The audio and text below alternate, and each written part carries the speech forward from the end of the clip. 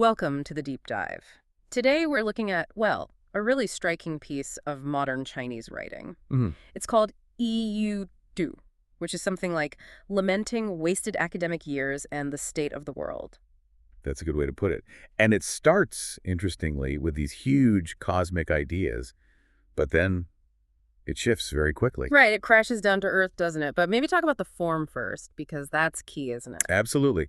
The author uses the classical meter, the Gelus, specifically echoing Du Fu's famous poem, Otero, Song of My Cottage Unroofed by Autumn Gales. Du Fu. Okay, so that's a big signal right there. That poem is about, well, poverty, suffering, social collapse. Exactly. So by using that very same structure, the author is immediately framing their own frustration and the problems they see as something, deeply serious, almost catastrophic on a societal level, not just personal disappointment. Okay, so let's dive into that contrast. It opens with this image, Utao, looking at the mid-autumn moon. Yeah, beautiful image. But the thoughts aren't romantic. They're about space. Shame, hoping for space exploration. Satellites, shuttles, exploring deep space. It sets up this feeling of, I guess, limitless human potential. Science, progress. It really does. And that makes the shift even more jarring, because right after that, the focus just snaps back. Back to his own experience in academia, he says he entered with sincerity, Condé, wanting to be part of something meaningful. But what did he find? Empty talk from the lecturers? And the students, basically checked out, lost in their own worlds, not engaged. So despite his own efforts, his serious attempt at scholarship, It led nowhere professionally, no place for him in the industry. and that leads to this feeling of, well, mediocrity. Uh-huh. We do. My life is just becoming ordinary, fading, and he sees this as a result of the system, not just him. Which brings us to that really powerful critique, the factory metaphor. How does he use that? It's quite cutting. He says universities or institutes issue certificates like in batches. Just like factories. Exactly. Tunnel-like factories doing wholesale production every year.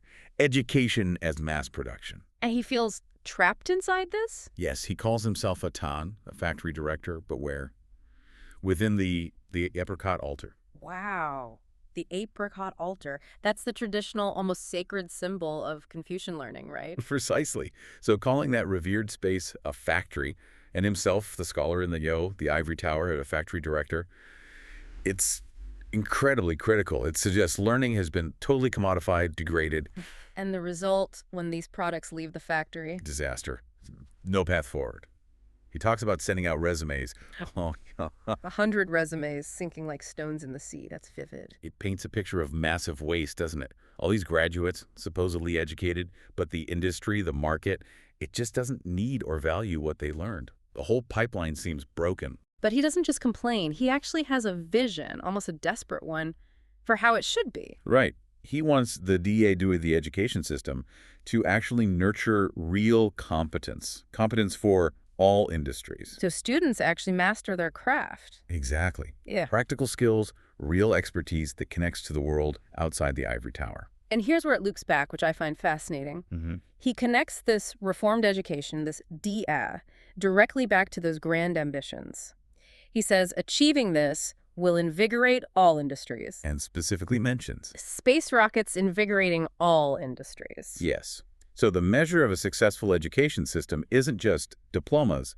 It's, well, putting rockets into space. It's tangible national achievement fueled by properly trained people. So bringing it all together, the learner suggests this text is really about that huge gap, the boundless dream of space versus the cramped reality of a failing education-to-job pipeline.